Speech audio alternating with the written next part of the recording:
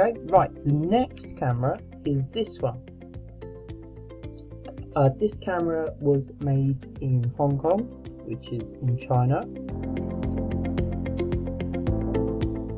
These were mass produced between the 30s and 50s. I believe this one is nearer the 1950s. Okay, again, I need to check the model number and instruction manual to be sure.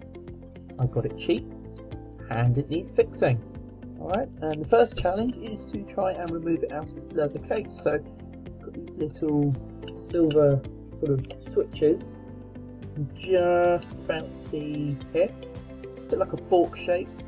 These two metal teeth, they push down on this pin here to lock it in place.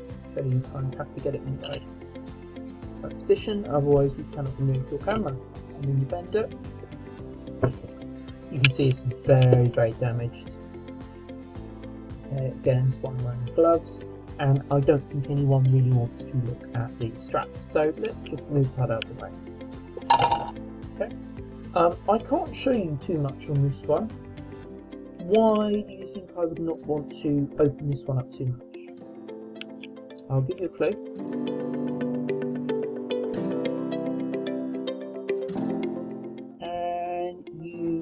Just about see there's some different numbers and symbols there. What do you think that means?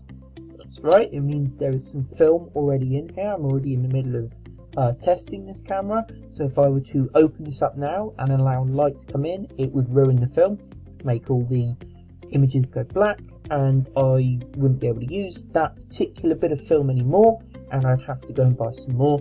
So we're not going to do that for now, but we are going to switch this down just to prevent any light coming in. Okay, and I can still show you this one.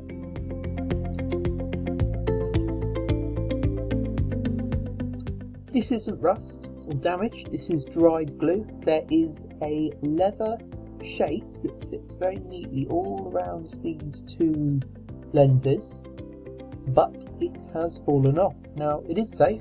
I very cleverly put it in the book so that I could close the book and keep it flat and safe, except I forgot which book I put it in, but when I find it I will be able to do that.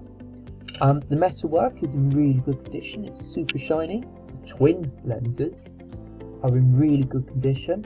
Okay, we have some different switches. What do you think this one does? Think about the other camera. Okay, that's right, it is our shutter release switch. It's a very different sound, and this one's quite quiet. I'll hope you can hear it. Here we have the aperture. There are a lot more options than on the other one. Okay, so we have 3.5, 3.5. I'll show you what 3.5 looks like. 3.5 is about there, so that's about that wide. It has 4, so an aperture of 4. It's a bit more like that. 5.6, a little bit narrower, and it goes all the way up to 22. Aperture of 22 is going to look a bit like that. Okay. It's tiny, really tiny. Okay, so that's going to let hardly any light in. Okay, now this is to do with how much of the image is in focus, okay, and how much light can come through. When it's a really small amount of light like that, that's when you see everything in focus. When it's super wide like this, okay, so like 3.5, that's when we find the background is blurred.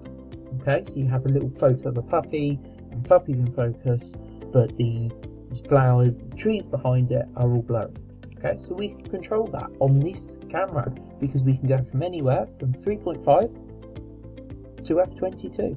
Okay, so we can tell this camera is probably not for kids because we have a lot more control over the settings on it. We can also change the time. So I'm just twisting this here. It's got some different symbols. Okay, it has bulb, So again, if you've done photography with me before, done light painting or long exposure, we've used that. That's where you control how long you take the photo for. And we can go all the way up to 100. So that's a photo taken at 100th of a second, which sounds ridiculously in photography. That's not really very fast at all. Okay. We have a small hole just there. Okay. And you would be able to plug in or screw in a cable, and then you'd have a small lever that you hold here, and when you push down on that lever, that forces the wire in, and that will allow it to take a photo for you. Stand back, push down, and it would take a photo for you. Focusing is really cool on this camera. You can see it's got these sorts of cogs or gears, a little bit what you might see on a bike at home.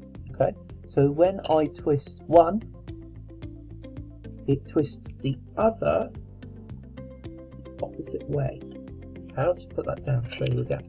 So I twist one, and the other one twists the opposite way. Okay, that's really important because not only does it focus the lens we use to take the photo, the primary lens, but it also focuses the lens that you use to look at what you're taking a photo of. What did the other one have that this one doesn't have? The other one had a screen or a glass element. This one doesn't. Okay, well, except it does, obviously. It's hidden. Okay, look at that. Isn't that cool? Let's see if we can get Shrek first. Look. Come on, Shrek.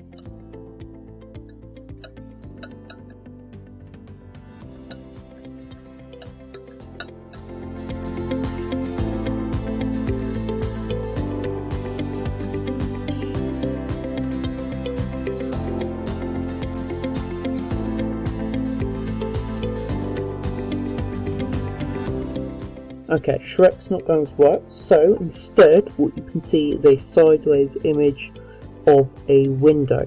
Now it's a little bit blurry, so we're going to twist this until it comes into focus. Okay, and of course as I twist that, it's also turning the lens used for taking the photo. So we've got the lens which allows us to see this image, and we have the other lens, the twin lens, which allows us to take the photo. Okay, if you're struggling to see that, I can also use this, which is a magnifier.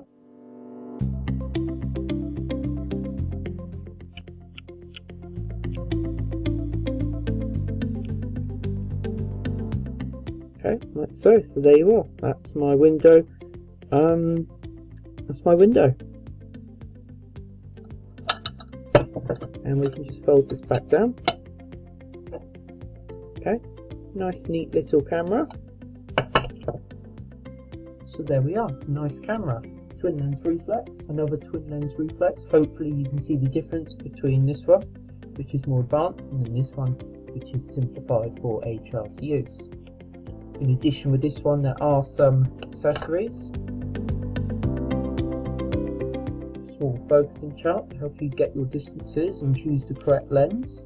So you can attach things to the end of this. Another one there. We have some different filters wrapped up in brown plastic.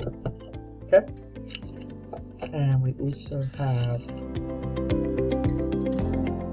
spare glass elements in case anything happens to these, so it can be repaired.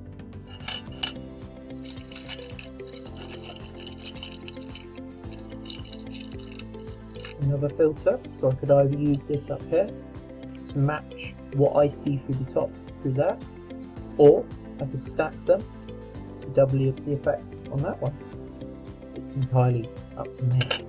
Some more paperwork. Remember, you wouldn't have Google or the internet to help you if you weren't sure, so you would take this with you so you could check and work out what you're doing. And a lovely paper envelope to store it all in. Wow. A little pouch.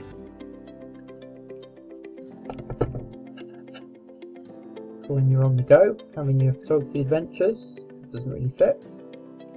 Maybe don't take that on your photography adventures. Okay, thank you for joining me looking at TLR cameras, that's twin lens reflex. I did spill my drink, but we got there in the end, so thank you for sticking with it. Hope you're enjoying these.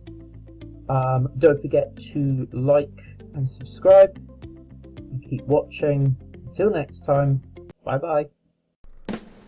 Mr. Solomon, welcome to his class. Today you're going to learn some photography, not economic geography. Take a seat.